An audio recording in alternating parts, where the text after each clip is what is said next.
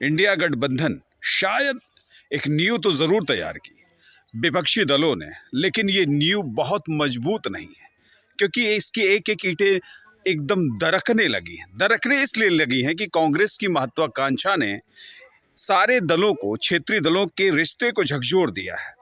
मध्य प्रदेश में कांग्रेस ने सीधे तौर पर जिस तरह से समाजवादी पार्टी को एक हाशिए पर फेंकने की तैयारी की, वहीं उत्तर प्रदेश में कांग्रेस के प्रदेश अध्यक्ष अजय राय का एक बयान कि हम पूरी 80 सीटों पर तैयारी कर रहे हैं। ये लगता है कि इंडिया गठबंधन जो कांग्रेस की अति महत्वाकांक्षा में बनाया गया गठबंधन एकदम टूटने की दरकार पर खड़ा है और कांग्रेस अति महत्वाकांक्षा में पूरे देश की पॉलिटिक्स को, बीजेपी के खिलाफ की पॉलिटिक्स को भुनाने के चक्कर में है। लेकिन शायद क्षेत्रीय दलों को जब वो तवज्जो नहीं देंगे और क्षेत्रीय दलों को हटाने की जो उनकी भूमिका है, उससे पूरे देश की स्थिरता की राजनीति में एक सवाल पैदा होगा। सवाल इसलिए कि कांग्रेस तवज्जो नहीं देगी, बीजेपी इनको देखना नहीं चाहती। आखिर ये क्षेत्रीय दल जाए तो जाए कहाँ?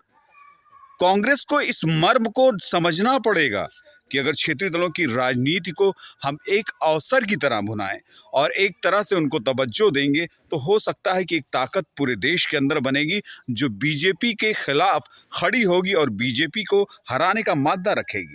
लेकिन जब बीजेपी को हराने का मादा तो हम रख रहे हैं, लेकिन उसके बाद भी हम क्षेत्रीय दलों को तवज्जो नहीं देना चाह रहे, हमारी महत्वाकांक्षा है कि हम सब पूर्ण पालें, तो शायद कांग्रेस इस हित में नहीं है। और कांग्रेस की भी ये स्थिति नहीं कई राज्यों में है कि वो सीधे तौर पर परोक्ष रूप से चुनाव जीत जाए। पहला तो वाकया अखिलेश जी के साथ हुआ, वहीं नीतीश कुमार ने भी एक स्टेटमेंट दे दिया कि जो हालात हुए हैं वो हमारा बीजेपी का रिश्ता तो एकदम है कि जब तक जिंदा रहेंगे तब तक बीजेपी के साथ हमारा रिश्ता रहेगा। ये सारे सवालात देश के सामने हैं और ये सवाल पर जब इस तरह से बार बार नज़रिया ऊपर नीचे होता रहेगा, तो अब लगता है कि नीतीश का बयान भी एक तौर पे कांग्रेस को एक नसीहत है कि कांग्रेस सब कुछ समेटना चाहती है। अगर क्षेत्रीय दलों को हम साथ है, वहाँ आपसे जहाँ तक तेलंगाना की बात है, चंद्रशेखर आपसे हैं ही हैं, और बीजू जनता दल है उड़ीसा के में, वो आपके खिलाफ में ही रहती है। अखिलेश जैसे तैसे आपके करीब आए, लेकिन आपने जो हालात बना दिए, अखिलेश भी आपसे दूरी बनाने लगे। ममता बनर्जी भी आपके साथ तृणमूल कांग्रेस की साथ में है, लेकिन आप भी उनसे भी जब दूरी बनाएंगे वो भी छिटक जाएंगे। तो आप किस तरह के गठबंधन पर विचार करते हैं? क्या आप किसी इस रणक्षेत्र को 2024 के रणक्षेत्र को जीत पाएंगे? मुझे नहीं लगता, कि मुश्किल है। ये हालात कांग्रेस के पैदा किए।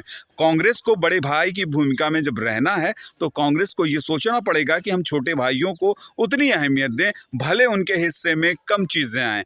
आपको साख भी चाहिए और पत्ते भी चाहिए, तो शायद पॉलिटिक्स में ये संभव नहीं है। आप क्षेत्रीय दलों को जितना भी नज़रअंदाज करेंगे, उससे आपको बहुत ही नुकसान होगा। ये इंडियन पॉलिटिक्स का एक बड़ा हिस्सा है और आपको इस तरीके के सारे सवाल पर देखने पड़ेंगे। कांग्रेस अगर इस तरह की अति महत्वाकांक्षा में ये लड़ रही है, तो ये सोच ले कि कांग्रेस राहुल गांधी के तिलिस्म के खजाने पर नहीं जीत पाएंगे, उनके तिलिस्मपन पर नहीं जीत पाएंगे, बल्कि वो क्षेत्रीय दल भी उनके सूत्रधार बनेंगे, जिससे कि भारतीय राजनीति पर वो अग्रिम शिखर पर जाएंगे।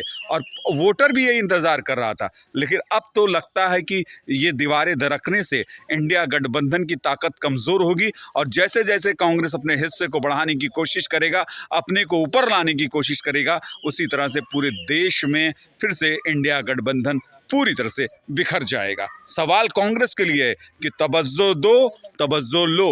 वोट शेयरिंग करना है तो उन क्षेत्रीय दलों को आप वोट शेयर में अपने साथ लो। यही मेरा विचार है।